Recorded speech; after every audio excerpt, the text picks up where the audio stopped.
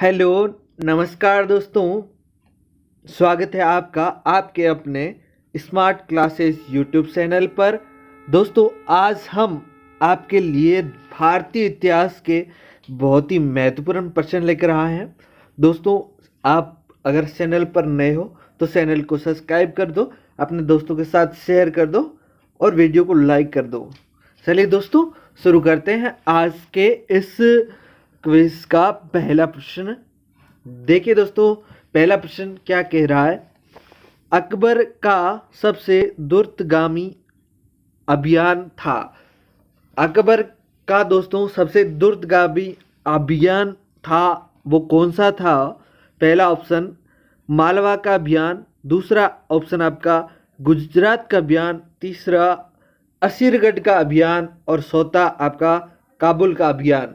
तो दोस्तों बताइए कि जो अकबर का सबसे दूरगामी अभियान कौन सा होगा।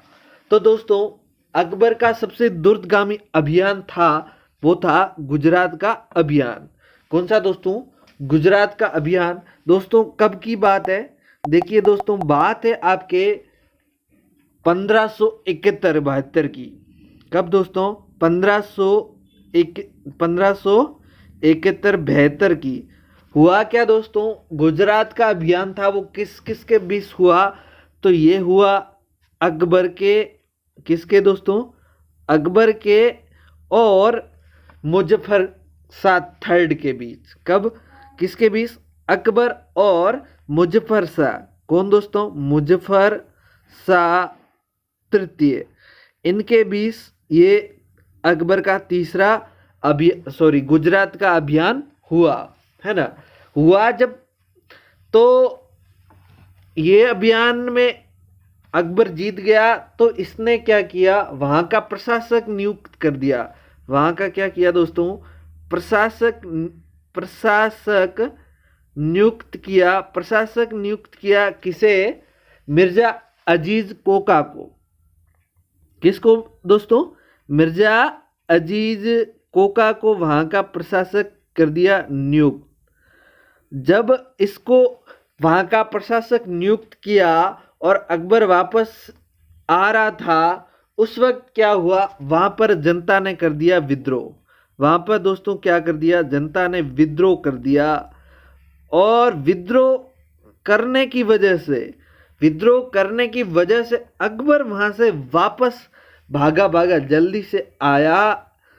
इतना जल्दी आया कि इसलिए इसको दूरगामी अभियान कहते हैं, यानी कि सबसे जल्दी वापस आया और वापस इसने ये गुजरात का अभियान किया, इसलिए इसको सबसे दूरगामी अभियान कहते हैं। दोस्तों एक बात और बता दें कि अकबर ने पहली बार समुद्र भी यहीं देखा था। समुद्र भी कहाँ देखा? इस गुजरात अभियान के दौरान ही देखा था। चलिए दोस्तों नेक्स्ट क्वेश्चन पे। अकबर का अंतिम विजयी कौन सा दोस्तों? अंतिम विजयी अभियान था। अंतिम विजयी अभियान कौन सा था? तो दोस्तों पहला ऑप्शन अहमदनगर का अभियान, दूसरा मालवा का अभियान, तीसरा काबुल का अभियान और चौथा असीरगढ़ का अभियान।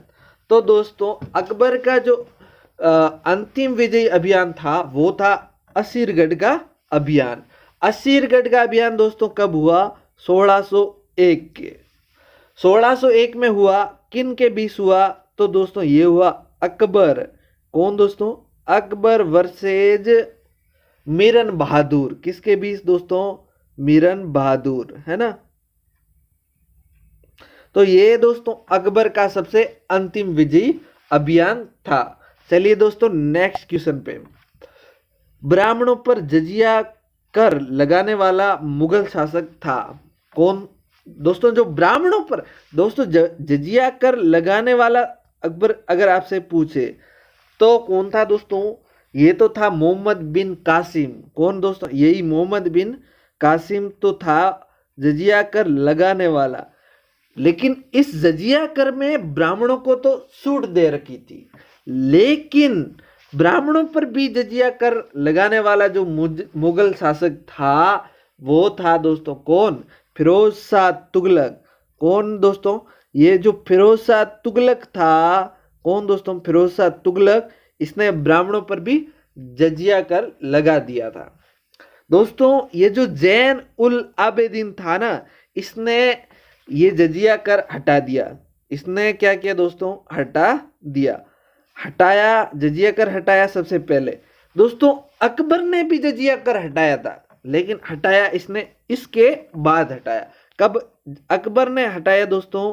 1564 के अंदर। कब दोस्तों? 1564 के अंदर।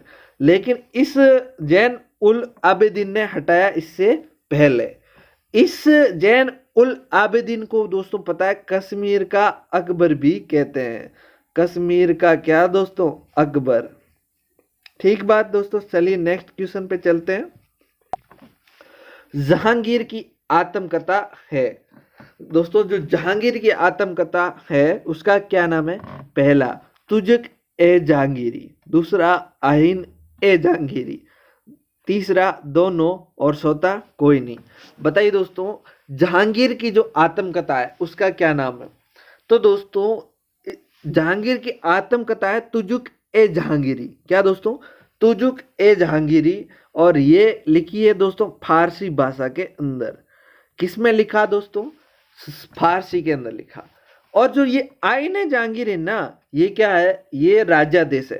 राजादेश, जो जहांगीर के राजादेश की घोषणाएं थी वो किस में लिखी है? आइन ए जहांगीरी। आइन ए जहांगीरी। तो इसकी आत्मकथा पूछे तो बता देना तुजुक ए जहांगीरी। अगर राजादेश घोषणाएं पूछे तो बता देना आइन ए जहांगीरी। दोनों ये अलग अलग है। चलिए दोस्तों नेक्स्ट क्वेश्चन पे। सर्वश्रेष्ठ न्याय व्यवस्था के लिए प्रसिद्ध है। बताइए दोस्तों सर्वश्रेष्ठ न्याय व्यवस्था के लिए प्रसिद्ध कौन है? पहला ऑप्शन जहांगीर और शाहजहां। दोस्तों इसने यहां जोड़े में दे रखा है तो ऑप्शन जोड़े के हिसाब से देना होगा। दूसरा ऑप्शन जहांगीर औरंगजेब, तीसरा अकबर औरंगजेब और चौथा क्या? उपरोक्त सभी। तो बताइए दोस्तों सर्वश्रेष्ठ न्याय व्यवस्था के लिए कौन प्रसिद्ध है? तो ये प्रसिद्ध है आपका जहांगीर और शाहजहां। कौन दोस्तों? जहांगीर और शाहजहां। अगर दोस्तों अकेला पूछे तो बता देना जहांगीर। क्या दोस्तों? अगर आपको ऑप्शन अकेला ही दे तो आप जहांगीर बताना। अगर आपको जोड़े में दे तो आप बताना जहांगीर और शाहजहां। तो जहांगीर और शाहजहां न्याय व्यवस्था के लिए प्रसिद्ध है।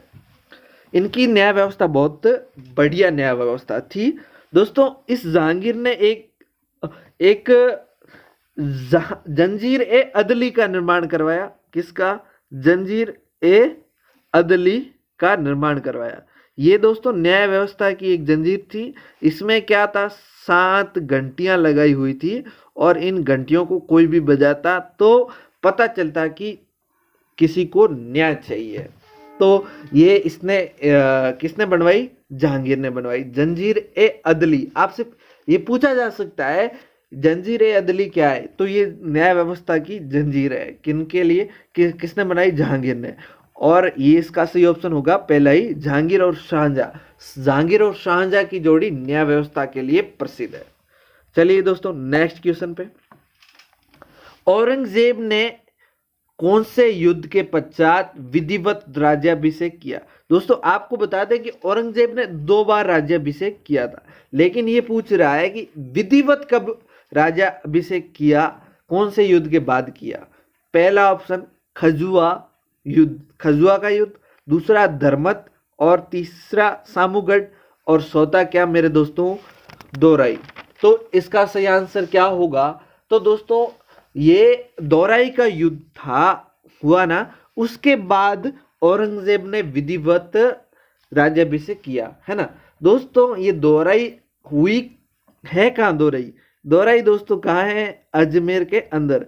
अगर दोस्तों तुमसे पूछे कि दोराई हुई कब, दोराई का युद्ध हुआ कब, तो दोस्तों बता देना अप्रैल। कब दोस्तों? अप्रैल 1659 के अंदर। 1659 के अंदर ये दोराई का युद्ध हुआ। अगर पूछे हुआ किसके बीच, तो एक तो इस औरंगजेब के बीच और दूसरा ही इसका भाई था। कौन? दारा सिक्को। इन दोनों के बीच हुआ। तो इस युद्ध में जीता कौन? तो जीता औरंगजेब ही जीता। औरंगजेब जीता तो इसने क्या किया, उसके बाद विधिवत रूप से राज्याभिषेक किया। और जब इस युद्ध के बाद इसने एक उपाधि धारण की थी, बहुत ही महत्वपूर्ण उपाधि है दोस्तों, वो की थी आलमगीर की उपाधि। किसकी? आलमगीर। तो दोस्तों ये बहुत ही महत्वपूर्ण है उपाधि दोस्तों, आलमगीर की उपाधि। ये इस औरंगजेब ने धारण की दोरई के युद्ध के बाद। तो दोस्तों आपसे अलग से प्रश्न पूछा जा सकता है कि आलमगीर की उपाधि धारण करने वाला मुगल शासक कौन था? तो आप बता देना कौन? औरंगजेब। ये वेरी इंपॉर्टेंट है दोस्तों, आलमगीर की उपाधि। ठीक है ना। चलिए दोस्तों नेक्स्ट क्वेश्चन पे चलते हैं। दीन ए इलाही धर्म की स्थापना किसने की? पहला ऑप्शन बाबर, दूसरा जहांगीर, तीसरा औरंगजेब और चौथा अकबर। दोस्तों दीन ए इलाही धर्म की स्थापना किसने की? तो इसकी स्थापना करी थी अकबर ने। किसने दोस्तों? अकबर ने करी। कब? 1582 के अंदर। 1582 के अंदर। दोस्तों इस दीन ए इलाही धर्म को मानने वाला पूछे एकमात्र हिंदू था, एकमात्र हिंदू। वो कौन था दोस्तों? ये था बीरबल। कौन दोस्तों? बीरबल। अगर दोस्तों तुमसे पूछे कि दीन ए इलाही धर्म का प्रधान पुरोहित कौन था? कौन दोस्तों? प्रधान पुरोहित कौन था? प्रधान पुरोहित कौन था? तो ये था कौन दोस्तों? अबुल फजल। कौन दोस्तों? अबुल फजल इसका प्रधान पुरोहित था, है ना। और दोस्तों इस दीन ए इलाही धर्म को शाहजहां ने 1628 के अंदर, कब दोस्तों? 1628 के अंदर शाहजहां ने समाप्त कर दिया। शाहजहां ने समाप्त कर दिया। कब? 1628 के अंदर। चलिए दोस्तों नेक्स्ट क्वेश्चन पे। क्या 8वां क्वेश्चन कह रहा है शाहजहां के काल में आने वाला फ्रांसीसी चिकित्सक था? कौन दोस्तों? पहला ऑप्शन कैप्टन हॉकिंस, दूसरा बर्नियर, तीसरा सर थॉमस रो और चौथा मनुसी। तो दोस्तों शाहजहां के काल के अंदर एक फ्रांसीसी चिकित्सक आया था, वो कौन था? तो दोस्तों ये था बर्नियर। कौन था दोस्तों? बर्नियर था। ये फ्रांसीसी चिकित्सक था और शाहजहां के काल में आया था। और दोस्तों एक और बंदा शाहजहां के काल में आया, वो था मनुसी। और ये बंदा आया कहां से था? इटली से। कहां से दोस्तों? इटली से। और इसने क्या किया? शाहजहां के जो पुत्रों के बीच उत्तराधिकार का विवाद हुआ, उत्तराधिकार का विवाद या उत्तराधिकार के युद्ध हुए, उत्तराधिकार के युद्ध हुए, उनका वर्णन किया। उत्तराधिकार के युद्धों का वर्णन करने वाला पूछे तो बता देना मनुसी। और पूछे कि फ्रांसीसी चिकित्सक कौन था? तो कौन था? बर्नियर। कौन था दोस्तों? बर्नियर। चलिए दोस्तों नेक्स्ट क्वेश्चन पे चलते हैं। सर्वाधिक हिंदू पदाधिकारी किस मुगल शासक के दरबार में थे? पहला ऑप्शन अकबर, दूसरा जहांगीर, तीसरा शाहजहां और चौथा औरंगजेब। बताइए दोस्तों जो सर्वाधिक हिंदू पदाधिकारी थे वो किस मुगल शासक के दरबार में थे? तो दोस्तों सर्वाधिक हिंदू पदाधिकारी औरंगजेब के दरबार में थे। तो इसका सही आंसर है डी। दोस्तों आपको बता दें औरंगजेब सबसे कट्टर सुन्नी था, कट्टरवादी सुन्नी था। ये बहुत से लोग जानते हैं, कट्टरवादी सुन्नी था। फिर भी इसके दरबार में सबसे ज्यादा हिंदू लोग थे। ये मतलब ये यूं कहें कि पूर्ण रूप से शरीयत पर चलने वाला बंदा था, पूर्ण रूप से शरीयत पर चलता था। इसलिए इसने क्या किया? अपने राज्य में नृत्य बंद करवा दिया। क्या? नृत्य, संगीत बंद करवा दिया। और क्या बंद करवाया? इसने नशा बंद करवा दिया। उसके अलावा जो झरोका दर्शन था ना, वो भी इसी ने ही बंद करवाया, क्योंकि ये बहुत ही कट्टर था। लेकिन दोस्तों जब कट्टर था, इसके बावजूद भी इसके दरबार में सबसे ज्यादा हिंदू पदाधिकारी थे, है ना। तो इसलिए ये अपन को दिमाग में ही नहीं आता कि औरंगजेब तो सबसे ज्यादा कट्टर था। तो इसके दरबार में तो हो ही नहीं सकते, इसलिए ये एग्जामिनर प्रश्न डालता ही डालता है, इसलिए बहुत ही इंपॉर्टेंट क्वेश्चन है। चलिए दोस्तों नेक्स्ट क्वेश्चन पे। दोस्तों आज का लास्ट क्वेश्चन हमारा, क्या पारिवारिक अनबन के बाद नूरजहां जुंटा गुट का हिस्सा कौन नहीं रहा? बताइए दोस्तों, पारिवारिक अनबन हुई मतलब जब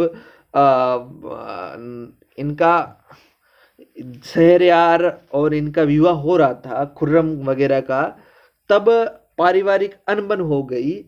इसके बाद नूरजहां जुंटा गुट था उसका हिस्सा कौन नहीं रहा? दोस्तों ये जो नूरजहां जुंटा गुट था ये दोस्तों कब था आपको पता है? ये 1600, ये इसका बहुत ही इंपॉर्टेंट है, ये 1611 से लगभग 1622 तक इन्होंने पूरा शासन चलाया।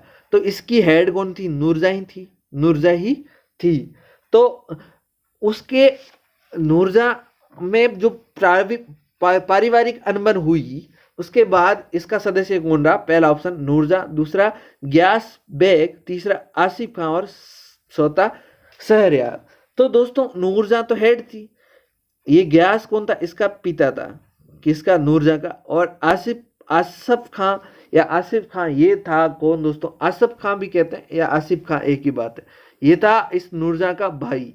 और शहरयार कौन था? ये दोस्तों कौन था पता है?